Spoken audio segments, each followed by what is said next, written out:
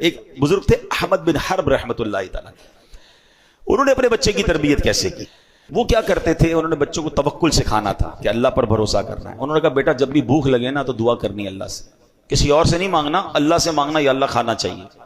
اپنی زوجہ کو کہا جب بھی بیٹا دعا کرے نا تو اس کے گھر میں اس نے پورا سمجھ دیوار میں سوراخ بنایا کہ پیچھے چپکے سے تم نے کھانا رکھ دینا ہے اس میں۔ بیٹا اس سوراخ کے پاس جا کے اللہ کی بارگاہ میں دعا کرتا، یا اللہ بھوک لگی ہے، تھوڑی دیر بعد سوراخ سے اس کو کھانا مل جاتا۔ اس کی ٹریننگ یہ ہونے لگی کہ جب بھی کوئی مشکل ہو اللہ سے مانگنا ہے۔ کئی مہینے گزر گئے، روزانہ ماں اس کو اسی طریقے سے کھانا دیتی جب وہ دعا مانگتا۔ ایک دن اس کی ماں جو ہے گھبرا گئی اور اپنے شوہر کے پاس آئی کہ آج عجیب معاملہ ہوا۔ کہا کیا ہوا؟ کہتی آج وہ کھانے کا وقت تھا، بیٹا کا دعا کا ٹائم تھا، میں کہیں مصروف ہو گئی، میں دوڑی گئی کہ کھانا نہیں ملے گا تو کیا سوچے گا۔ تو میں گئی تو کیا دیکھتی ہوں بیٹا کھانا کھا رہا ہے۔ میں نے کہا بیٹا کھانا کدھر سے ملا؟ کہا امی اللہ نے دیا۔ کہاں سے ملا؟ کہا اسی سوراخ سے جہاں سے روز ملتا ہے۔ تو میں پریشان ہوں، میں نے تو کھانا نہیں رکھا، کھانا کیسے مل گیا؟ حضرت احمد بن حرب کہتے ہیں مجھے اسی دن کا انتظار تھا، اب تمہیں کھانا دینے کی ضرورت نہیں ہے، اس کا اللہ سے کنیکشن ایسا ہو گیا، اس کو غیب کے خزانوں سے ملنا شروع ہو گیا۔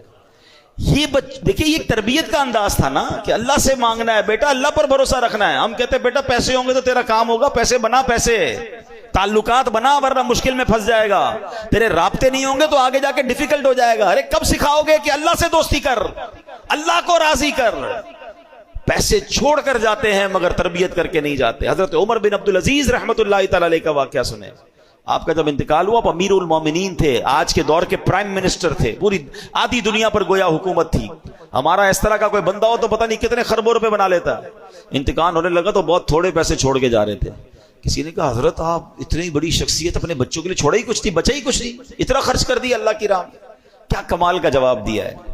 فرماتے ہیں بچے اگر میرے نیک ہوئے نا تو اللہ ان تھوڑوں میں بھی بہت برکت ڈال دے گا، اور بچے اگر غلط ہیں، حرام کرنے والے، تو ان کے لیے چھوڑنا ہی ٹھیک نہیں تھا، کیونکہ میں چھوڑ کے جاؤں گا غلط کام کریں گے قبر میں ہی مار پڑتی ہے نا۔ کتنی کمال کی بات۔ ہم اس پرابلم میں، اس سوچ میں پڑے ہوئے ہیں کہ ہم بچوں کے لیے چھوڑ کر کیا جائیں۔ آپ بچوں کی اچھی تربیت کر کے چھوڑ کے جائیں، باقی اللہ مالک ہے، اللہ دینے والا ہے۔ اگر وہ اللہ کے نیک بندے ہوئے اللہ غیب کے خزانوں سے انہیں عطا کر دے گا، اور اگر اللہ کو ناراض کرنے والے ہوئے آپ اربوں روپے چھوڑ جائیں وہ برباد ہو سکتے ہیں۔ ہم نے دیکھے برباد ہوتے ہوئے، آپ نے بھی دیکھے ہوں گے کہ باپ نے اتنے پیسے چھوڑے اور بچے بینک کرپٹ ہو گئے، کیوں کہ ان کی عادت ہی ٹھیک نہیں تھی، نہ صدقہ تھا، نہ خیرات تھی، نہ نیکی تھی، نہ باپ کی لیگیسی تھی۔ کاش یہ بات سمجھ آ جائے۔ بچوں کو سخی بنائیے،